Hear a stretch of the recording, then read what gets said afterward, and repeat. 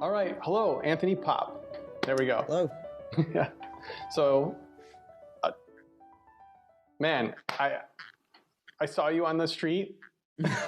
Last week, yeah, it was definitely a weird interaction because I had already planned to go and visit you, and it just so happened that on my way to see you, you just you're opening the door to the studio. So I was like, oh, this is very convenient. Meant to be. Yeah, yeah. It's been a very, very long time, and I was like, why not? Yeah. Well, you've always been one of the more charming and charismatic people that I've met. And I saw some pictures that your mom posted online, and it looks like you're like pursuing like an modeling and acting thing.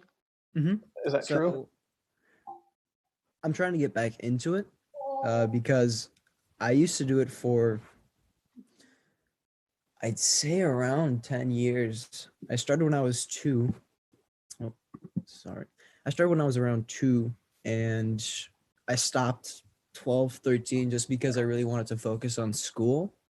And I got into Disney, which was the school I got into in eighth grade, with offers like this special program. So I'm gonna try and get back into it now that I'm in college and I have a bit more time on my hands, a bit more free leeway. I could do things on my own. So I have a resume that's being built up right now, and I have to go and get some headshots done, some photo shoots done professionally, so I can go and show those to an agency, and then hopefully get signed. Where did this interest start? Like, when did you find this? Yeah, so it all started because of my mom. My mom actually really, really wanted me to get into modeling, and she was the one who gave the call because we were on a highway, and my mom always tells me this story because it's how I got into modeling. So she memorized this number from an agency, and I believe it was John Casablancas, if I'm not mistaken. So from there, she called. I got an audition, went in there, said a couple of lines. Obviously, they loved me, called me for a callback. From there, where did that go?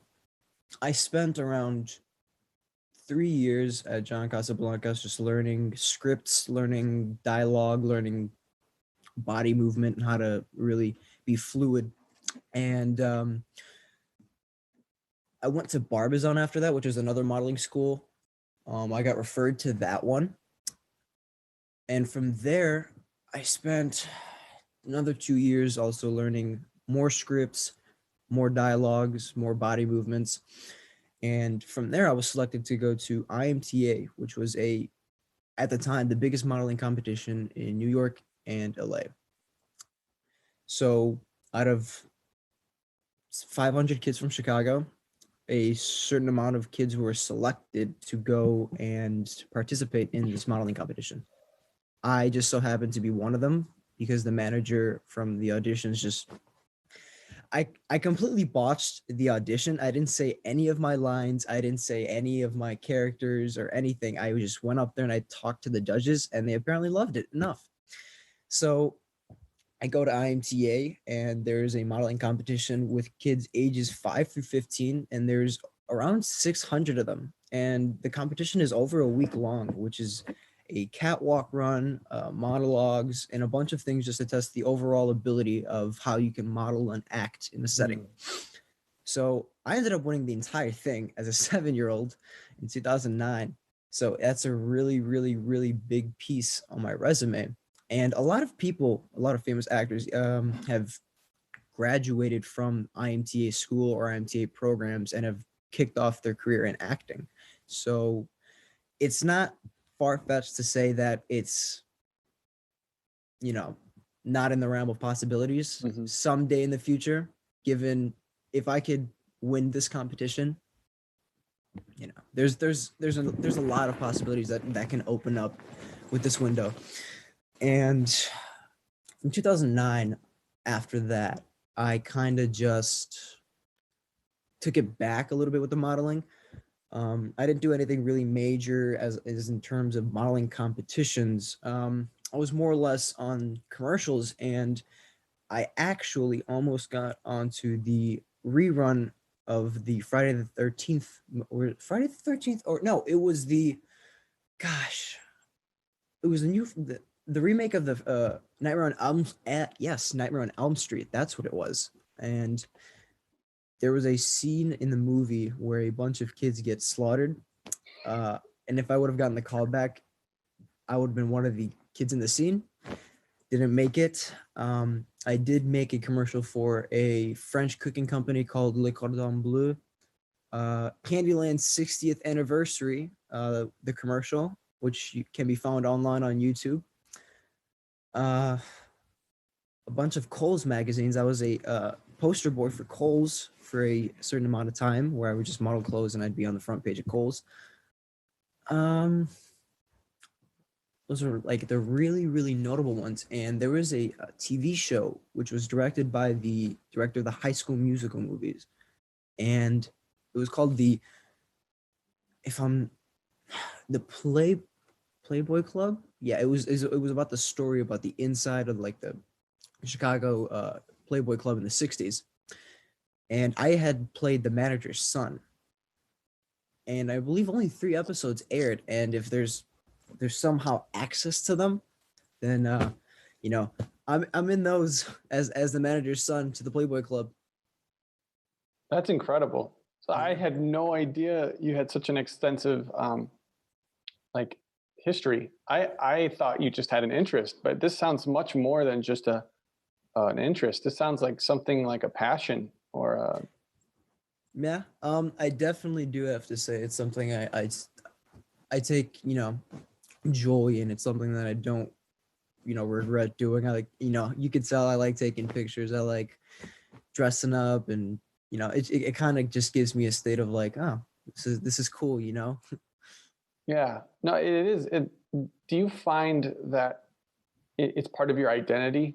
And then I guess in that respect, Yes, I can say that because I've kind of grown to not necessarily attach myself to it, but say like, hey, this is a part of me, and this is how I can express myself. You mm, know, not everyone is like, oh, what, I can dress up and do all this stuff and take pictures. It's not really their thing. So I could definitely say it's part of what makes me. well, think of maybe the people that you've met along this journey. Um, Probably people that you really enjoy, like talking with or just having a conversation with. Yeah. For me, like music was something that I've always been passionate about, but it's brought me to some people that I never would have met otherwise. And so I was really thankful for all the people that I've met through music. And I imagine that must have happened with you. Is there anyone that like stands out to you in your career that like Yeah. made an impact? So ironically, 2 people. One of them was that high school musical director. I met him, and we actually sat down and had a talk on the set of the Playboy Club. And he was an older man, and at the time I was 8. This is coming fresh off of IMTA, and he sat me down, and he was kind of telling me like the ins and outs of like life in a sense, because I was the youngest actor on the set at the time. So it was definitely kind of weird seeing a bunch of Playboy bunnies and people with like beat up makeup and all that kind of stuff. And it wasn't like a negative talk really. It was more or less like a hey, you're gonna get into this kind of stuff eventually one day if you're on this path. You got this. Keep doing you, because if you're already here at now, and just imagine where you could be later on in life with enough progress. And then another person who really made an impact on me in the modeling and acting business was my old manager in California. So, and the reason why he made like such a big impact on me is because, if I'm not mistaken, like not the exact words that he said, but these words kind of stuck with me. It's in this business, it's not really how much it's more or less who you know. And that was really important, and I kind of, applied that in my everyday life, because yeah, you can know a lot, but at the end of the day, if you don't know the right people, if you don't communicate with, certain groups, and you don't get out there, doesn't really mean a lot. If you Can I don't have take the it? connections. I'll take it one step further. When you were saying that, it made me think of it's not what you know, it's who you know. And the number one person that you need to know is yourself. I find like a self awareness and discovering yourself is like, it is the doorway to meeting the people that you need to know.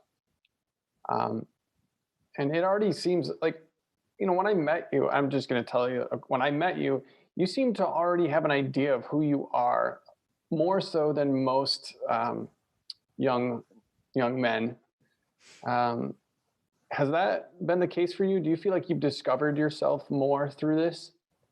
And you, Yeah, I definitely have to say that the exposure to a lot of, premature experiences as a kid in a real world setting, like for example, when it was just me and my mom in California, you kind of really start to grasp things at a different level, even if you're that young, because I did realize, like, it's ages 5 through 15. This is a really diverse competition. So I also started to like put myself in the shoes of like the 14-year-olds, the 15-year-olds, the 13-year-olds, like how are they viewing this? And then like the 5-year-olds, like how are, they as competent? And like me being kind of in the middle at like 7, 8 years old, I was like, okay, all right, I can see this. And given like my mom was always there for me ever since I was little, so she's always been, the advice giver, the fact checker. So whenever I had a question or something I need clarification with, that I would always ask her first. So that was also kind of another way that I remembered a lot of things, because even as a young kid, my mom would teach me a lot of Romanian household things that aren't taught until like 10, 11ish. So it kind of really got me prepared for a lot of the settings that I was faced with. So I can say that I've definitely found myself at an earlier age, to the point where I can realize and make more rational and responsible thoughts at that age. And I've slowly discovered myself more and more through the experiences and people I meet, for you and my friends and other teachers.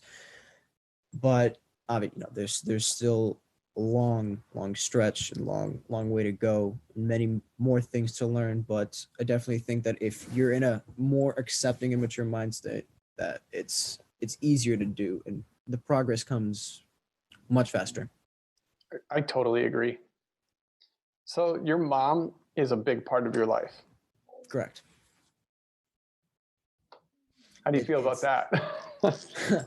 yeah, it's also like another reason why I was considering taking a gap year from college, because I was really nervous about the whole going away from home thing, because I'm a single child to my family, and as a kid growing up, I was always really attached to my mom, to my dad.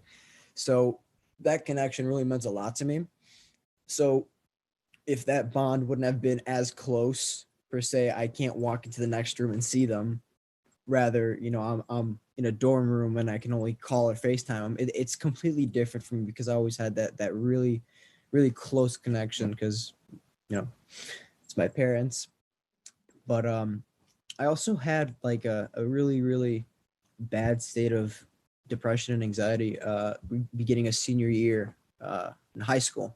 So I kind of had to deal with that in a sense, and it also did affect my ability to like comprehend, like, if I really wanted to take this gap year, if I want to go to college or not.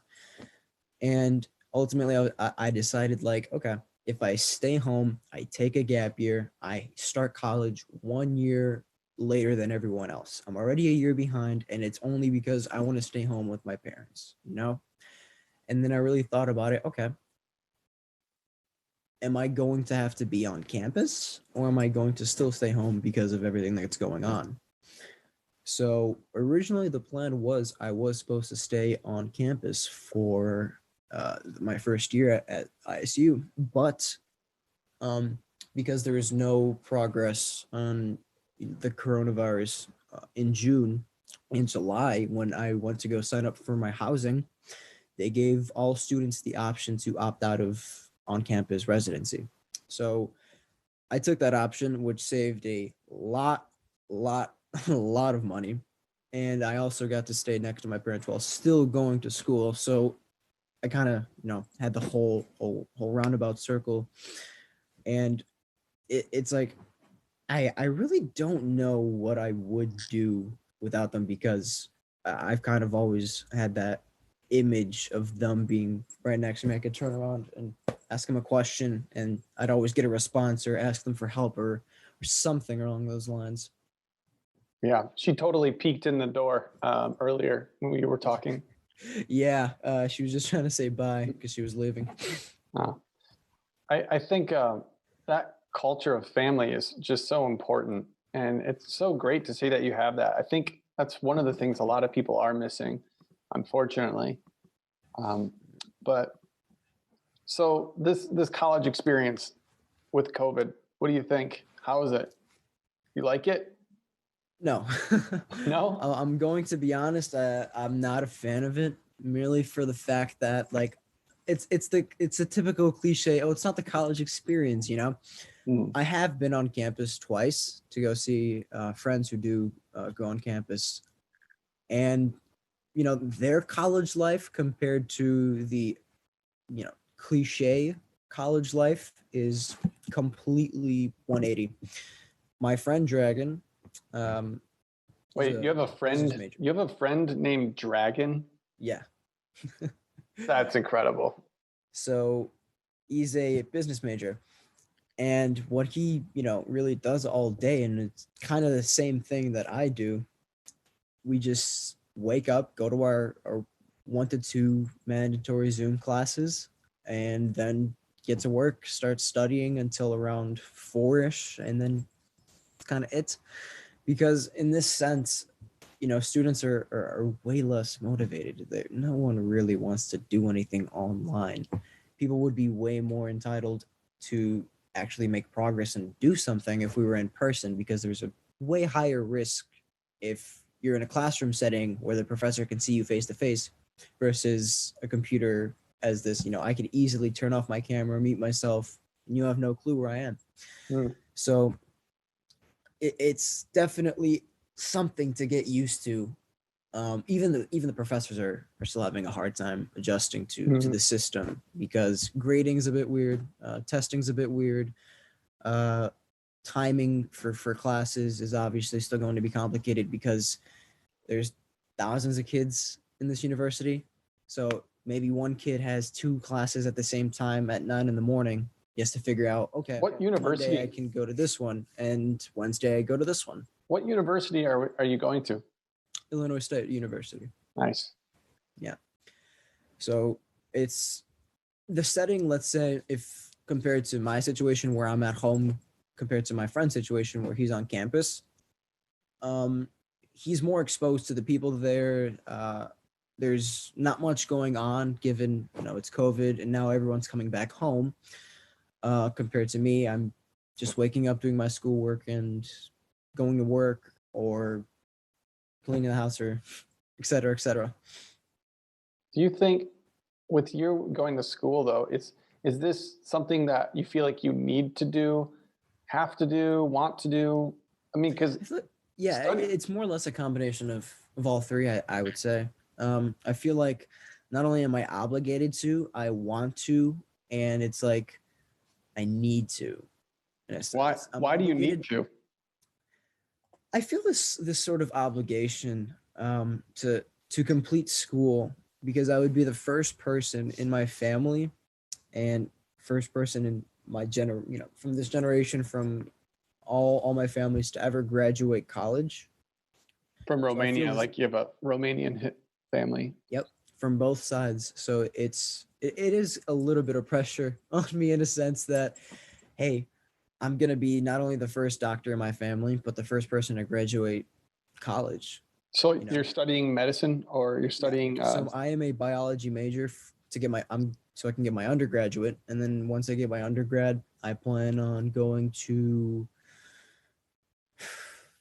It's either between Loyola University for medicine and the Northwestern University in Evanston. I feel like that's so different than a modeling and acting career. It is completely different than that. How do you reconcile the two? Like, Yeah, so the way I see the modeling and the acting is a way to get my image out there, to kind of express myself in a way that is also beneficial to me. So it's exposure. It's a I don't really look at it for the pay, but it's also the pay. It's meeting new people and just doing something that I like. I don't necessarily see a career in it necessarily as a model, but as I said previously with the acting, I have a good resume with that, so it's definitely not out of the realm. It would just be like I would have to sacrifice one for the other, because at the time, at the point where I would already want to pursue an acting and modeling career, I would already be down the path of medicine pretty far. So I'd have to make that decision, like which one is really worth the risk at that time, which one am I confident in that is going to succeed. It's going to happen. I know I'm going to make bank off of this. I can support myself, because for me, the way I see it, the university, graduating college, getting the degree, starting my own cabinet is a surefire way for me to establish myself. I'll How many people can honestly say, hey, I'm a first gen. My parents both sacrificed everything for me to go to college. I'm a doctor now. I have my own business. I have this and that.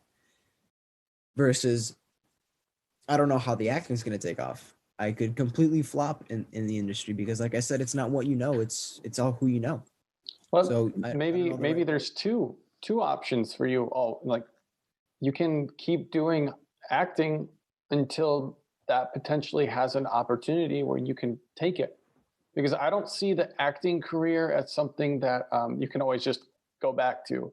I think you'll either get an opportunity and you either take that opportunity or you'll never have another one. Whereas going to school to be a doctor, you can always go back. Mhm. Is are these things that you think about, or? Yeah, because like my mom was also thinking of going back to school eventually one day so she can get a degree. She wants to study psychology.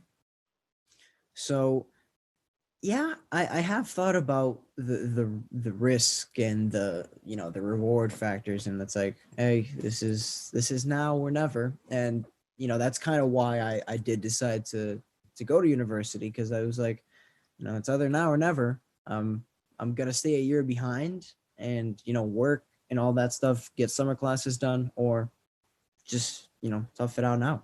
Yeah. So it I have to say it does depend on the situation. So for example, I get the news somehow tomorrow that there's an opportunity for me to go and, I don't know, You have do a a photo spot. shoot. Yeah, exactly. And somehow I get that, and I'm projected onto this, stage or spotlight back into it, and people want to sign and do some stuff. Um, it would definitely be more risk for just dropping everything and going for the acting in that situation, versus just continuing it. Well, let me tell you a little story about me. I Story time. Story time. I loved music. I found out I loved music when I was 16, 17. But I was already on the track to go to college and do that. So I went to college for a year, and I was going to do like just education. I didn't know yet, education or medicine. So I did that, and then I needed to take a year off because I wasn't sure what I really wanted. And then, so I took some time and I just explored music. I just totally explored music. Well, years later, I ended up going back to school, and then I became a teacher of music.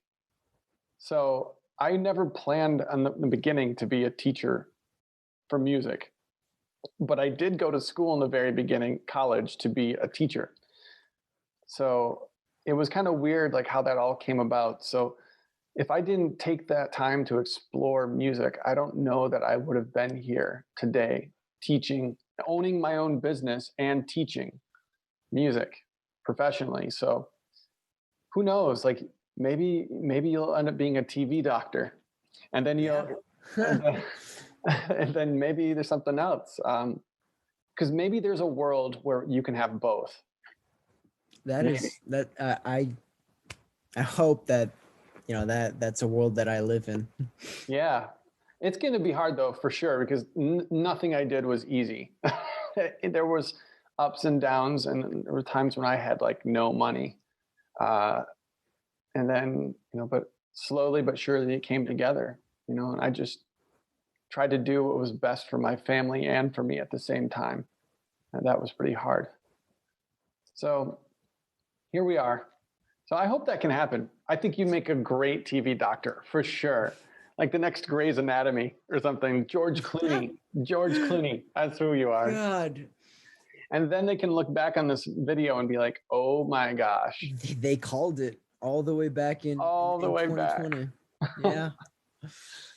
You could, though. You could. I mean, people gravitate to you in anywhere that you are. People want to be around you. So and I'm sure you'll use that for both their advantage and yours. I mean, Yeah. No matter what, I feel like anything that I'm going to pursue in life, I'm taking aspects from everything. Like you said, that gravitation. I learned that from modeling and acting through school, and through talking to people and whatnot. So that's definitely applicable in social situations where most people don't really know how to communicate or want to communicate. They're too shy. Or they just don't really care. And then obviously from school or from sciences and all that, just because I'm a nerd for sciences, I really like that. When someone asks you or you're just having a conversation, little bits and pieces of knowledge are always useful, because you never know when they're going to become applicable. So let's say you're discussing, I don't know, why peanut butter and jelly is so good, and then your friends are arguing. It's like, no, like peanut butter and chocolate is better. It's like, the answer to that is because there's something about the enzymes in the jam of the strawberry that make it sweeter than the chocolate, so that's why you prefer it more than them. It's small things like that that just makes you seem like, oh, this guy knows what he's talking about. the And it makes you details. more, yeah, it not only makes you more confident, but in other people's eyes makes you seem more more intelligent, literally, but more trustworthy, and like, okay, I can get beyond this guy. Yeah, I think I could see like when people care about, like, when I see somebody who cares about the details, just seeing that they care means a little bit more to me.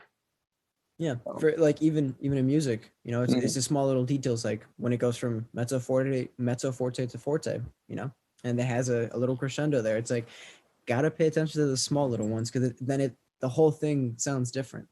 So we met through music. Why don't you tell Yeah, me that story? How did that happen?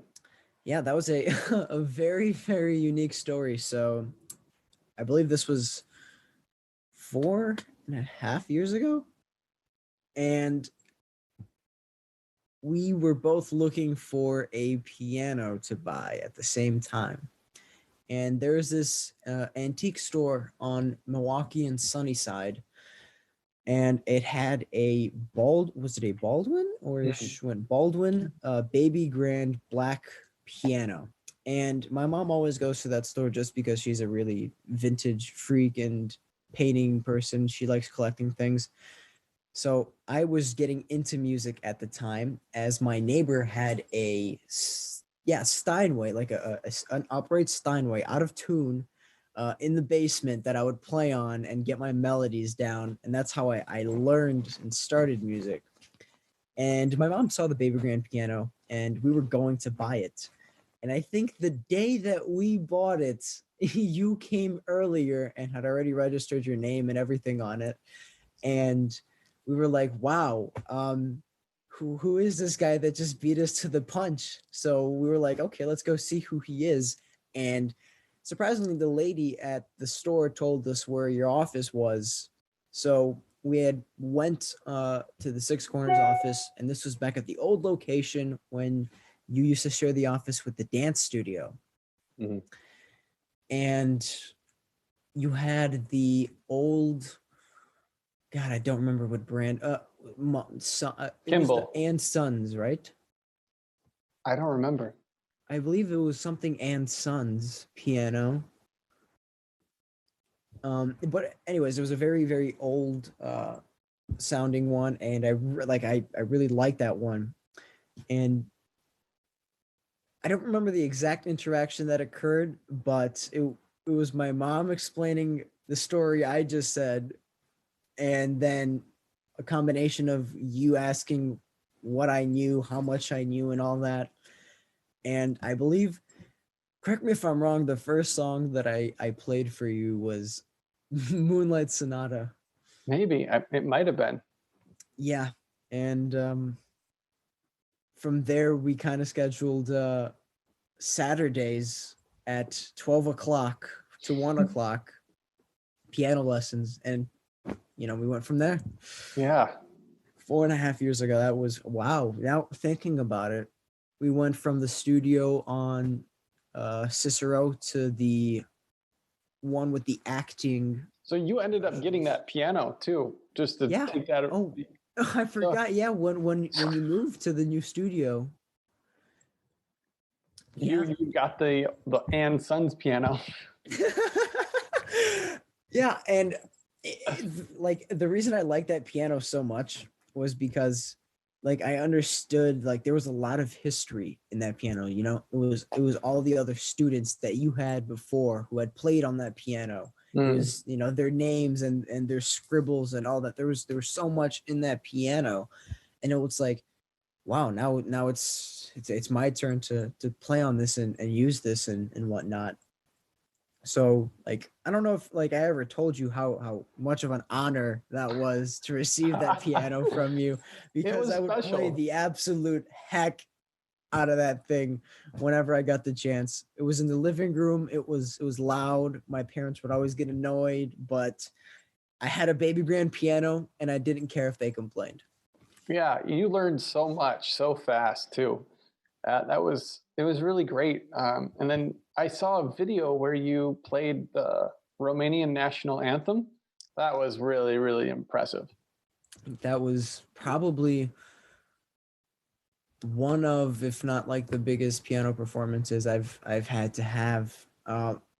There wasn't more than 200 people in that audience, but it was more or less that pressure, because I'd been practicing this song for 2 weeks every day, 3 hours, just like getting it, grinding it, so I don't mess up, because in my mind there are over 200 people in this audience. Oh yeah, there was a lot of people. It not only officials of this banquet who organized this Romanian thing, but like also Romanians and my mom and people recording this. So it's like if you screw up the Romanian national anthem in front of the people who organized the Romanian party, it's kind of like, come on, man. and I was gonna watch that video. Yeah. And every single person would have known. It's like, oh, okay, that's where he messed up. I always thought about music and like your acting very closely related, because the way that you present the music is kind of like learning your lines, and it has to be very convincing, and I thought your performance was pretty convincing. And that's when, yeah, good job. I just wanted to say it in person.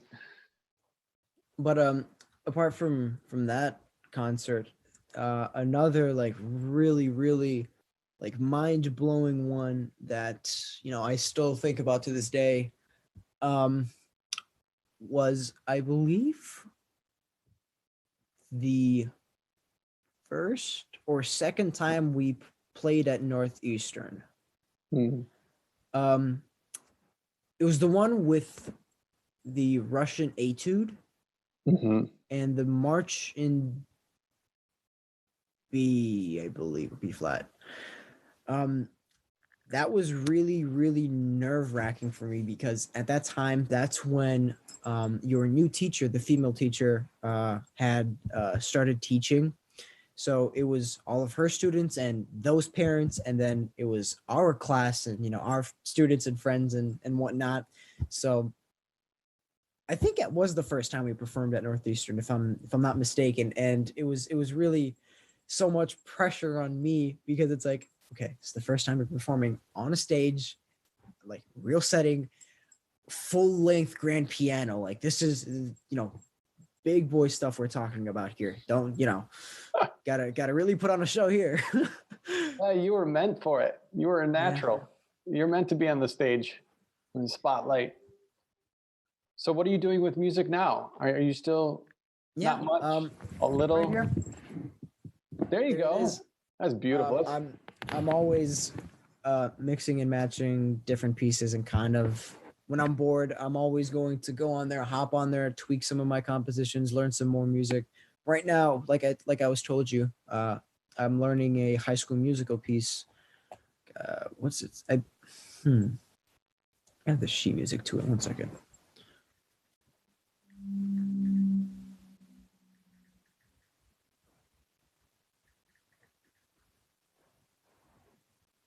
You need somebody to look it up for you.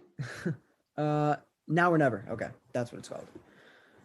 So that's one song I'm learning. How Then how impactful was it for you to learn music? Did that change you very in any yes, way? wait, 100%. I could definitely say that.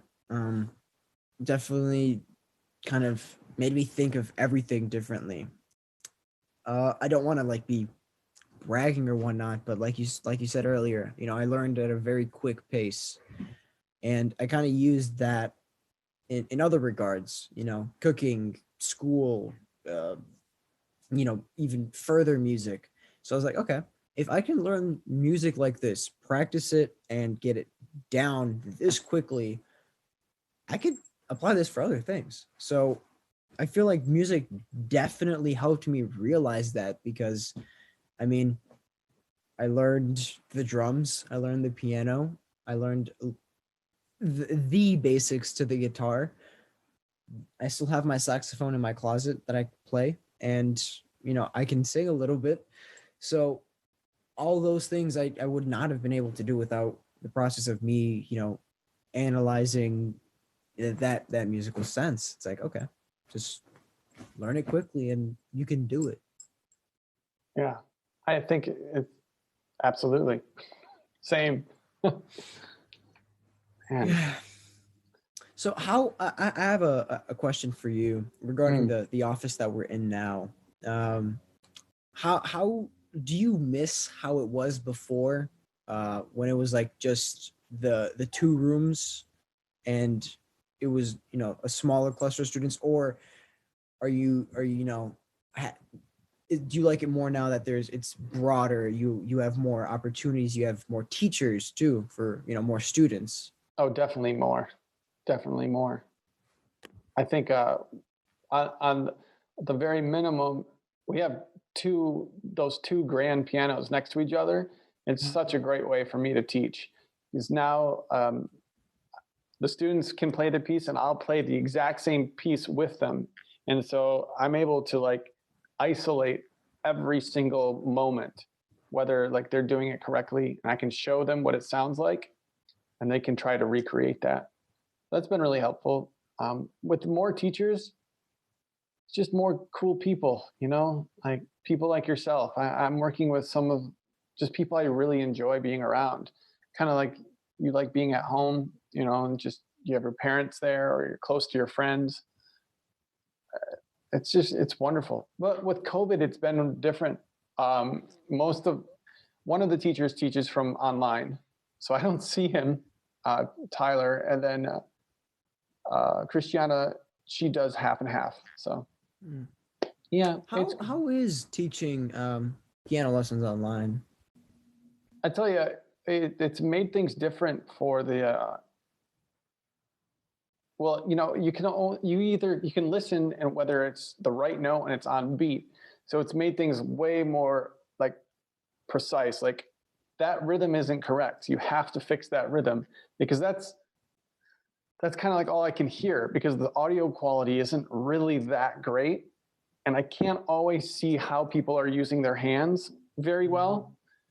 So I can just say simple things like elevate your wrists, curve your fingers, um, sit up straight, stuff like that. And so there's very general, big motion things. As far as all the fine details of like it gets harder, and especially trying to show them emotion. Yeah. It's challenging. I definitely have to say, I think the Zoom kids have it easier than per se me. It's Oh I would yeah, always have you right next to me. It's like, oh, did you play G with the second finger, or did you play with the first? yeah, right, And I would exactly. have played it with the first. You're like, oh, go back, and I'd be like, No, So, it's gotten even more intense. I think when I met you, I had only been teaching for 5 or 6 years. Now I'm on eight. I'm going on 8 years of teaching, and each year I find ways to improve. And I'm just like you. You've gotten better at music since, since you graduated. Yeah. So I'm sure you've improved too as a musician. Um, so things are always changing and evolving, I guess, for both of us. yeah.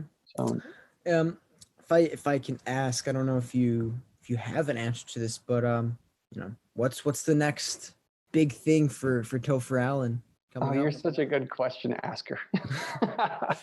The next big thing. Well, honestly, right now we need to get more students. We need to let people know like music is a good thing, and that it it's worth it. It's Yeah. worth it, for the very least. Just meeting somebody who's passionate and like very like serious about what they do.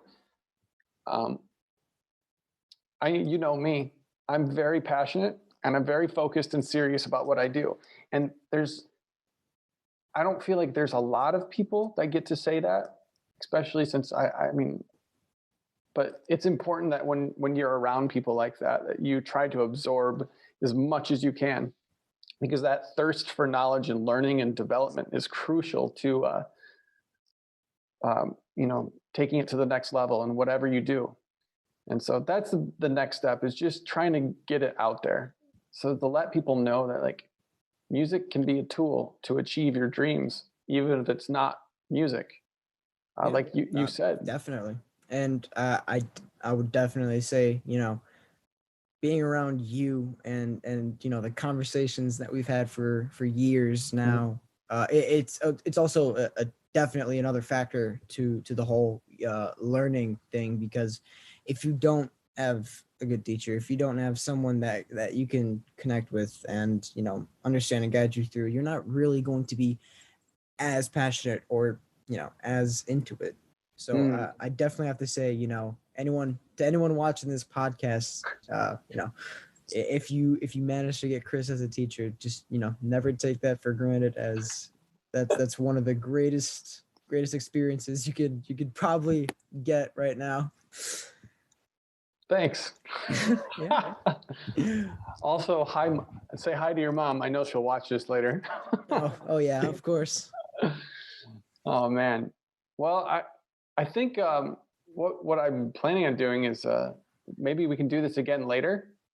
Yeah, And just of course. I would see what you're up to want to. throughout life, and you should stop by again. I'd love Yeah, to. I Love to will. hear you play. My mom wants to see you as well, so we can get a small reunion. That's awesome. Hey, Anthony, thanks so much for talking with me, man. I really appreciate it. And Anytime, Mr. Chris. yeah. Well, I guess I'll talk to you later. And then anything else we missing? No, I think we're good. All right. All right, buddy. Good job. Thank you for having me on the podcast. And to the next time, I hope you have all the success, and I wish all your students luck. Man, thanks, Pop. No problem. See you later, bud. See ya.